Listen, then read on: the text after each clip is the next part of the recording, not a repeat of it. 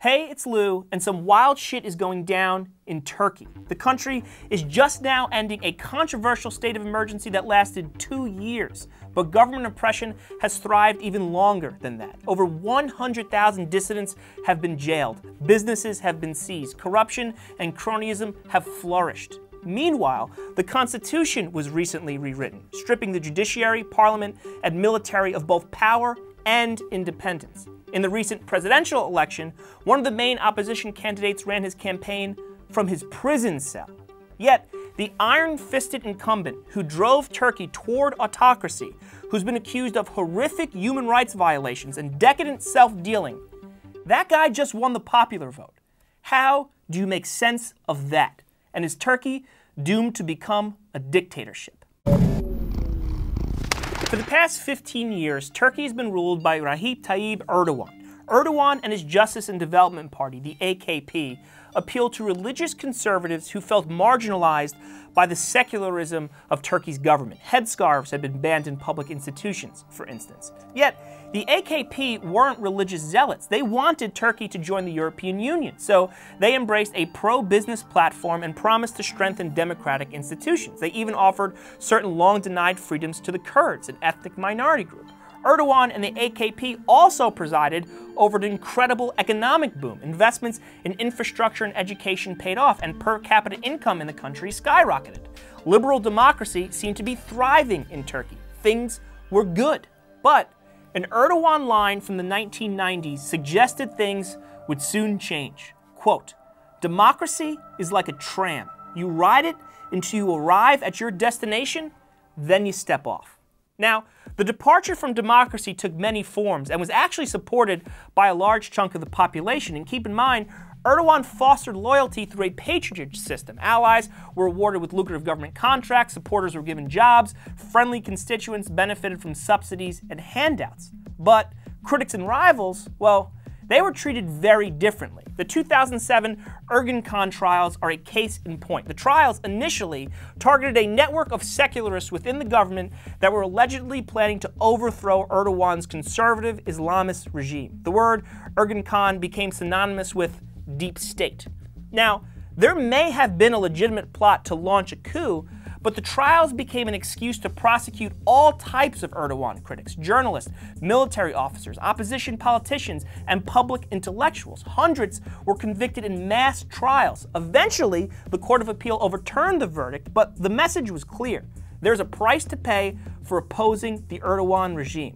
This attack on elites, professors, writers, career bureaucrats, played well to Erdogan's base. One Turkish scholar who requested anonymity told me Erdogan was able to convince his religious followers that they had been mistreated by the secular establishment for generations, and that Western values adopted by Turkey's urbanites threatened the country's identity and its religious freedom. This us versus them mentality, accelerated by class resentment, created a deep division in the country. It also drew people to Erdogan.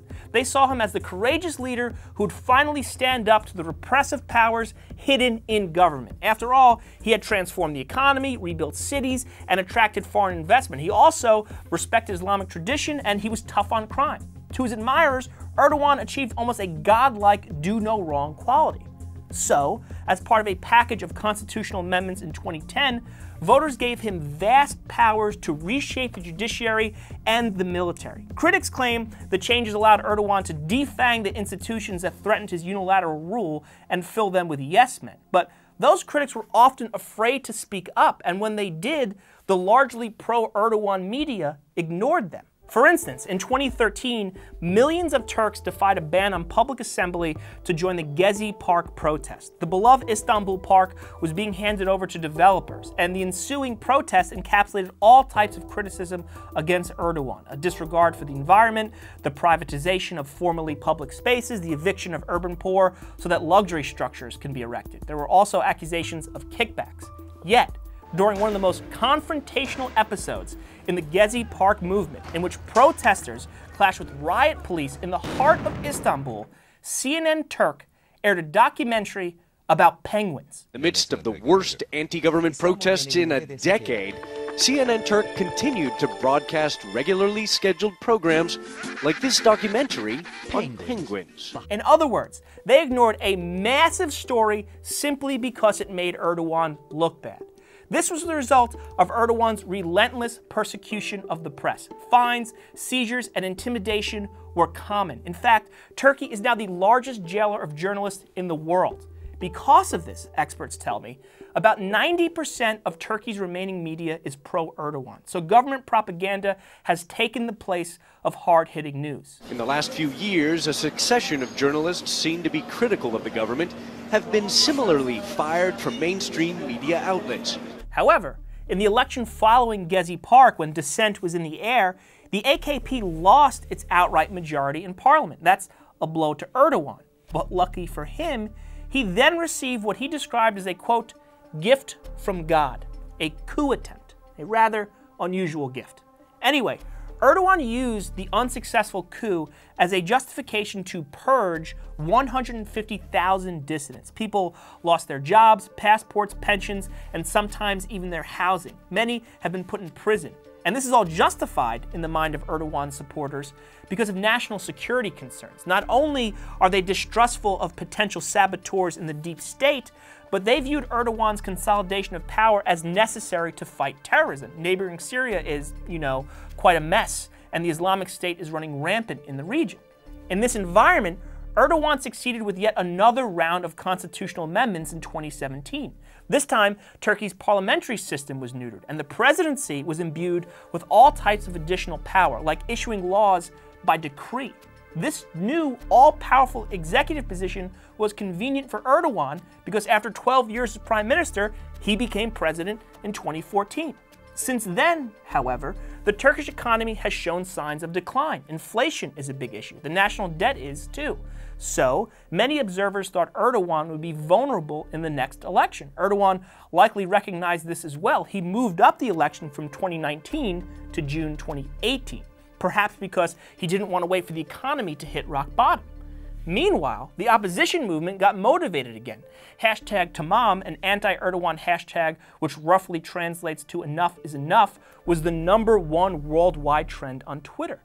There were more protests. Şu anda tabii bir Twitter denilen bir bela var. Right now there is a pest that is called Twitter. There is exaggeration, all lies. Of course, what is called social media is right now a menace to society. But Erdogan won. He got 53% of the vote. Look, I'm not naive. I know I'm an outsider. I don't have an intimate understanding of Turkish politics. But really? This strongman who's been credibly accused of human rights abuses and corruption and who's now presiding over a troubled economy? Turks want him to stay in power? Sinan Ciddi, a professor at Georgetown University and the executive director of the Institute of Turkish Studies, told me it's pointless to try and make sense of the numbers because the election was a fraud. Turkish officials who oversaw the process were Erdogan loyalists. Plus, there were media blackouts and documented instances of voter intimidation. The OSCE, an election watchdog, said opposition parties were denied equal conditions for campaigning. After all, one of Erdogan's opponents was in solitary confinement. And accusations have emerged that Erdogan screwed with the counting process, something that the OSCE said happened in the 2017 referendum as well. Yet, the newly elected parliament is more diverse than ever before. In fact, opposition parties gained some seats. But Henri Barkey, a senior fellow for Middle East Studies at the Council on Foreign Relations, told me it doesn't matter. The parliament, in his words, has been reduced to a tea club, a body with no real power. Erdogan is fully in control. There are no checks on him.